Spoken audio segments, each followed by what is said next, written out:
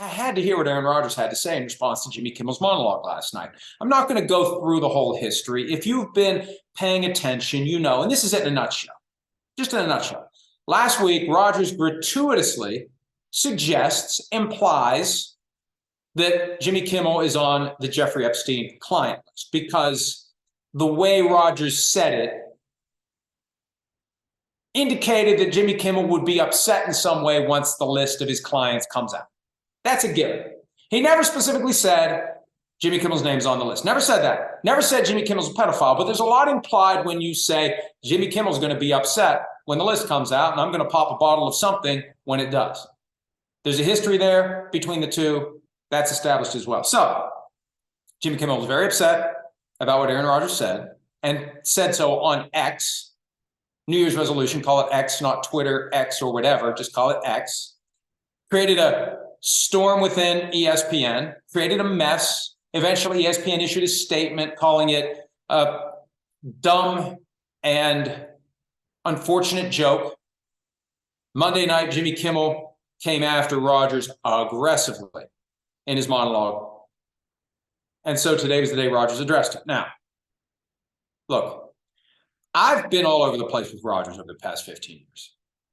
And as the season started, I was rooting for the guy. I was making myself like the guy. Hard Knocks worked. I was willing to forget about all the stuff from the past. All the times he's been a conspiracy theorist, he's been disingenuous, he's been narcissistic, he's been manipulative.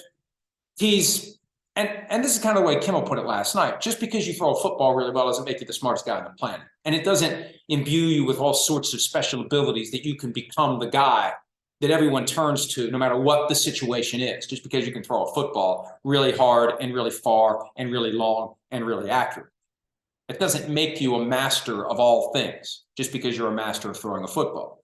So it's been a complicated relationship with PFT, me, and Aaron Rodgers. But yeah, as the season started, I was all in.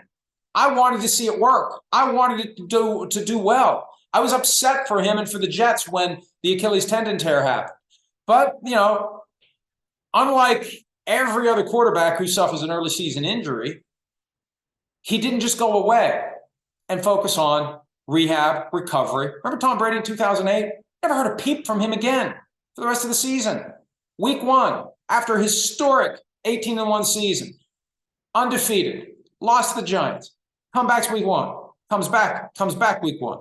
Gets hit low by Bernard Pollard, tears ACL, and he's gone. Rodgers kept doing McAfee show every Tuesday, and that's his prerogative.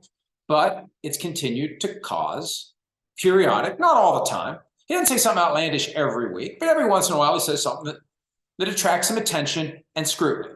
So last week with Kimmel, that made it a big mess. Kimmel came after. And today, and I've got it all taped. I've got it recorded. I've got it on my phone so I can go back and type it up if I want to.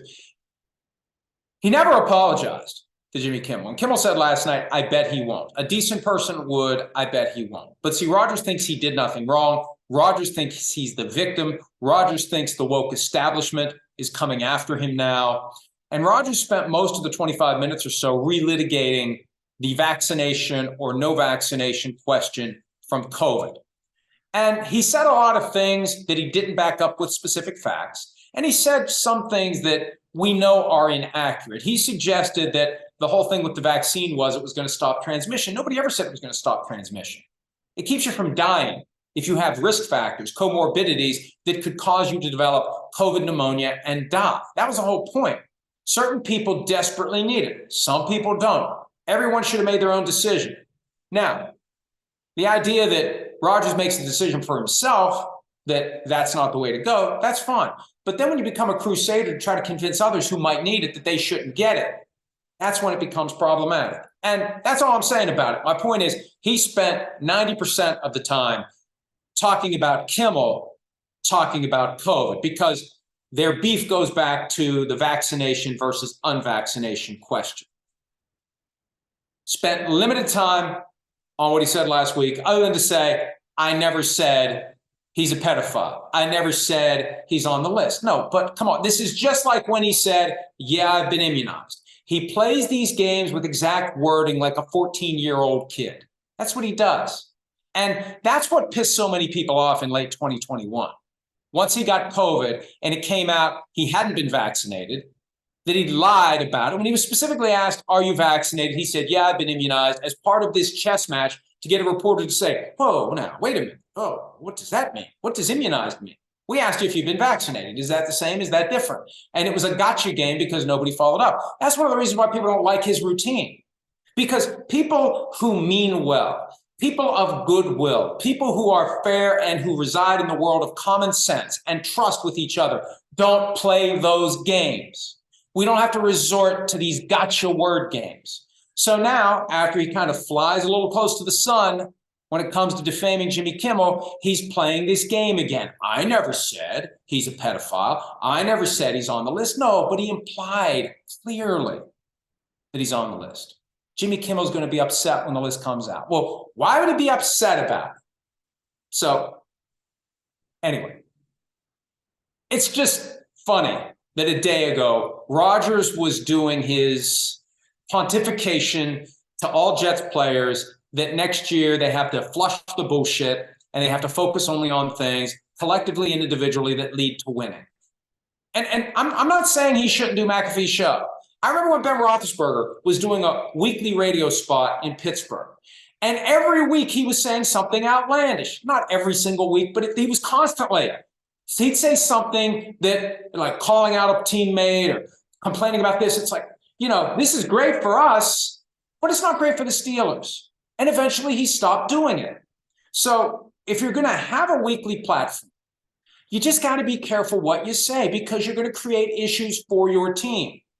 How does this not create issues for the Jets? Just think if the Jets were on their way to the playoffs and he said what he said last week, and this becomes a major distraction as they're trying to focus on a postseason game. So practice what you preach. Don't play word games. We're not 13 years old. And he seemed to be very sensitive about Jimmy Kimmel challenging his intellectual capacity. Very sensitive about that, which is fine.